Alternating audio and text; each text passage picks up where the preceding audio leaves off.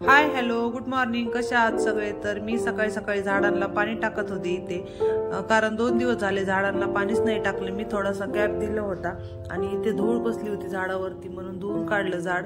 रोज पाणी टाकत राहिलं ना तर कुंड्यामध्ये पाणी वाळत नाही आणि झाडे पिवळे पडतात। त्यामुळे तर सूर्याचं ऊन पण छान आलेलं आहे दारामध्ये। आणि इथे सकाळी सकाळी मी 1 ग्लास गरम पाणी पिते आणि मुलींसाठी इथे नाश्ता काढून ठेवत होते, कारण मुलींना हातात द्यावं लागतं, नाही दिलं तर ते खात पण नाही। त्यामुळे तर इथं ऐश्वर्या नाश्ता करते आणि त्यानंतर मग माझी चाललेली आहे रांगोळी काढण्याची तयारी। आणि रांगोळीचा पूर्ण व्हिडिओ आलेला नाही। तर त्यानंतर मला करायचा होता स्वयंपाक।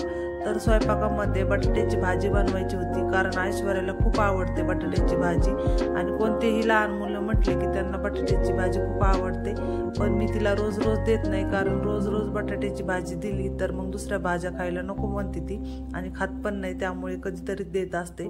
तर आज तिच्या आवडीची भाजी बनवली। ऐश्वर्याला ना आज लवकर जायचं होतं शाळेमध्ये, आणि सकाळी कितीही लवकर उठलं तर जी घाई गडबड व्हायची ती होतेच। तर कसा वेळ जातो सकाळी सकाळी ते। आणि आता ना थंडी तर खूपच वाढली एवढ्यामध्ये, तर लवकर शाळा असली की मुलं कंटाळा करतात लवकर उठण्यासाठी थंडीमुळे। तर अशा पद्धतीने मी त्याच्यासाठी शेंगदाण्याचं कूट टाकून बटाट्याची भाजी बनवली आणि 5 मिनिटं पाणी टाकून झाकून ठेवलेली आहे। आणि तिच्यापुरता स्वयंपाक केला अगोदर, तिला खूप काही गडबड झाली होती आणि खूप वेळची म्हणत होती मम्मी झाला का नाही माझा डबा।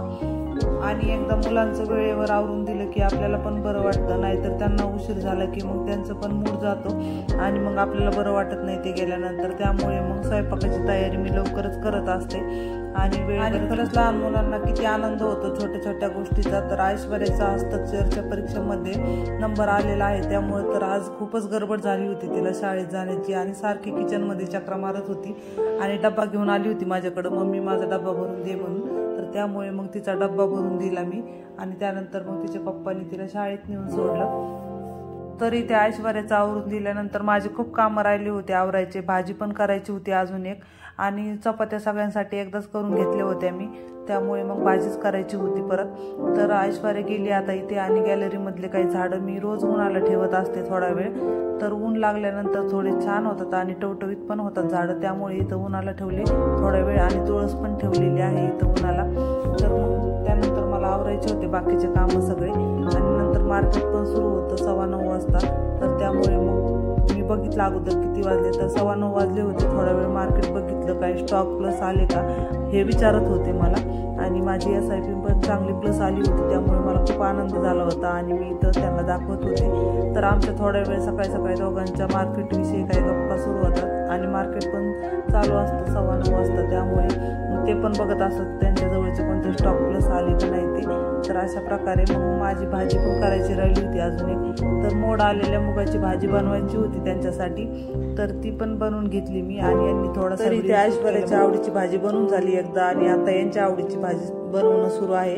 आणि माझ्या आवडीचं काहीच नसतं, कारण सगळ्यांना जे आवडतं तेच मला आवडतं। अशा प्रकारे टोमॅटो टाकून मी यांच्यासाठी मोड आलेल्या मुगाची भाजी बनवली, आणि यांना खूप आवडते मोड आलेल्या सगळ्याच भाज्या खूप आवडतात यांना, त्यामुळे मग बनवत असते मी कधी कधी। आणि ना रोज पालेभाज्या खाऊन खाऊन पण कंटाळ येतो, त्यामुळे अशी मोड आलेली भाजी खायला पण बरं वाटतं, जरा वेगळं काहीतरी। तर अशा पद्धतीने मी शेंगदाण्याचं कूट टाकून सोप्या पद्धतीने एकदम 10 मिनिटांमध्ये भाजी तयार होती, अशा पद्धतीने बनवलेली आहे। आणि त्यानंतर मग त्यांचा डब्बा भरून दिला लगेच। तर त्यांना पण 9:30लाच निघावं लागतं शाळेमधून, कारण इथून जायला खूप लांब आहे, 20 ते 22 किलोमीटर, त्यामुळे मग अर्धा तास अगोदरच निघावं लागतं त्यांना। तर मग त्यांचं आवरून दिलं मी, आणि त्यानंतर मग ईश्वरीला पण जायचं होतं शाळेत, आणि तिचा काही व्हिडिओ शूट केला नाही मी। तर सकाळचा 6 ते 9:30चा वेळ कसा निघून जातो ते कळतच नाही, आणि यांचा आवरून दिला, डब्बा भरून दिला, आणि हे चाललेलं आहे शाळेत। तर व्हिडिओ आवडला असेल तर नक्की लाईक करा, शेअर करा आणि चॅनलला सबस्क्राईब